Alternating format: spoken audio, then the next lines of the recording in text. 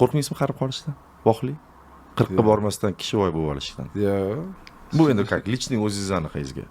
O'zi ishlab, men bu mediaga chiqqandan keyin odam o'ziga ham qarar ekan. Avval semiz 114 kilo edim. 97 kiloga chiqdim 1 yil ichida. Mana shu chiqqanimdan keyin. Bu xitoyliklar kelgandan keyin siqilaverib. Shuncha xitoyliklarning plyusida, hamma narsani qilasiz. Ular qarishga endi bilmasam. Men mana ro'zada hozir bir oy yana pauza qilyapmiz. Yil bo'yi sovuq bilan qor yog'am, yomg'ir yog'adim. Ertalab 5 ta turib, to 7 gacha yuraman peshkom. 10 kilometr har kun ertalab.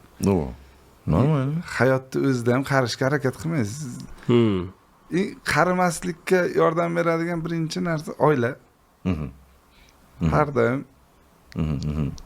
Menga naborot aytishardi. Meni ja yoshsizda aka shu uylansangiz bo'lmaydimi deydi. Ja yosh bolaga o'xshaysiz deb menga naborot aytishadi.